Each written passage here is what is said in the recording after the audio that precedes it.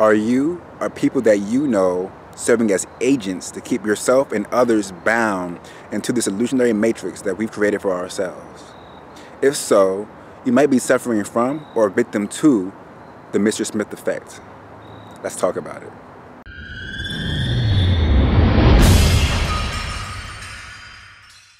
In the movie The Matrix, Neo, the hero, was on the hero's journey. And if you haven't seen the movie, it's freaking awesome. It's like so good. The Matrix, watch it. And Neo basically has escaped the Matrix. And in this movie, the Matrix is a system set up where all the humans are attached to this grid where their energy is being extracted to power these technological beings, if you call them, artificial intelligence perhaps. And the humans, when they're attached to this matrix, live a very trance-like, very programmed lifestyle. Very similar to what you could call this reality at certain points in time. So it is Neo's job and his cohorts who have also escaped the matrix to disrupt this matrix and to free the people who are attached to it, to reinstate reality, or reality as they know it, because you know reality can be many things. But as they're trying to do this, there are agents, and one is called Mr. Smith, the head agent, who is constantly chasing and monitoring anyone who's trying to disrupt the system at hand, who is trying to awaken the people. And what ends up happening is that Mr. Smith has the power to enter into the vessels of anyone else who is attached to the matrix. So let's say I'm out here and I'm plugged into the matrix. I'm out here sleepwalking. Well, if someone around me is trying to free themselves, or someone around me is trying to disrupt the system, Mr. Smith can come into me and attack that person. This is the Mr. Smith effect. It's very powerful because as Neo is trying to unveil his potential, actualize his powers and potentials in this new reality that he is in, Mr. Smith, who's also very powerful because he contains the power of the Matrix, is coming at Neo with all of his might. So this is also happening in our reality right now in many ways. And this is how.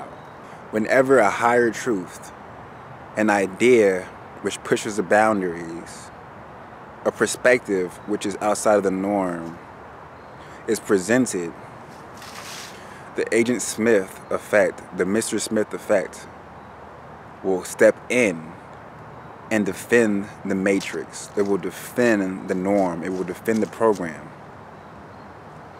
And how this works is because the people contain the program, the people serve as the agent.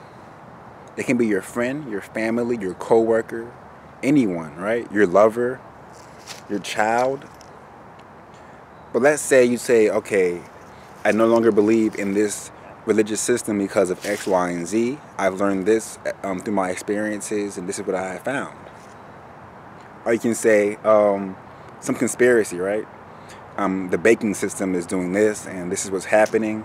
It can be about Bitcoin or cryptocurrency, and you're trying to explain that to someone else. It can be about your new diet as a vegan. It can be many things. These are all things that I personally experienced. That's why I use them as examples. And immediately, if someone is tapped into that matrix, not in balance, they will serve as an agent to attack and derail what you've just said. They will literally try and pull you back into that matrix, defending itself as if they are personally being attacked. This is how the Mr. Smith effect works, and it can be embodied by anyone, even yourself, attacking your own self. Now, this doesn't mean that the person attacking is a bad person, that they have horrible intentions. They are simply serving as a tool or an agent in that moment. And due to a lack of self-awareness or balance, or even just experience in certain capacities, they are able to be used as a vessel to defend and protect the matrix and keep themselves and others in prison. So in order to even escape the Mr. Smith effect, you must first escape the Matrix yourself. Just like Neo and the others did. They were not a part of the Matrix. Therefore, they would not be influenced or embodied by the Mr. Smith agent. So I want you all to realize that it's not personal. It can be, but most times it's not personal when someone comes after you in such a way. Whenever you're trying to do good for yourself or share truth with somebody else or just share your perspective on some higher truths, when someone comes after you, don't take it personal. Show compassion, understanding that what they're speaking is really against themselves. You know your truth. Staying true in your truth, confident in your truth.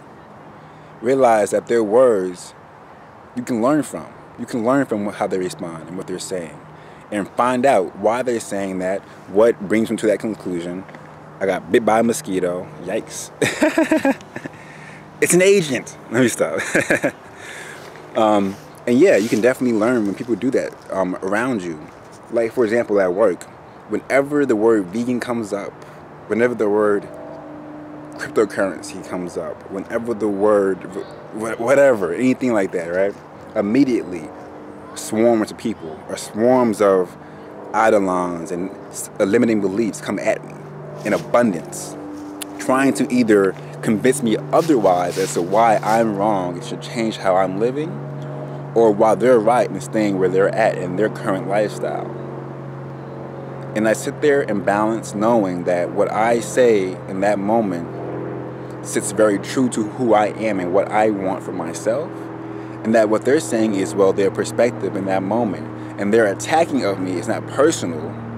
It's simply them trying to defend a program that they've been given, which has now become a part of who they are.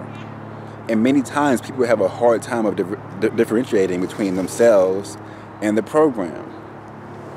I mean, if you've had it since you were a kid, you know, it can be very difficult to tell the difference, and that's fair. This is why I say to use compassion, because normally it's not personal.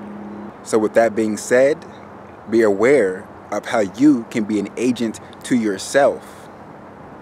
Whenever you are embarking on journeys, trying to understand some truths, trying to transition into new areas and arenas of existence and beingness, pay close attention to those limiting beliefs, to that voice in your head that tries to attack and derail your progress and momentum.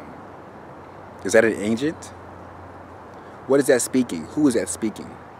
Why is it coming at you at that point in time? Why is it trying to convince you otherwise? Pay very close attention and do not be an agent to yourself. And do not be an agent to others, because we have so many of them already. We need more love. We need more acceptance and listening and compassion and connection. Not more prisoners, right? And not more guards of those prisons. So with that being said, move forward in confidence and truth and in wholeness. Thank you for watching. Please subscribe to my channel. Much love, family.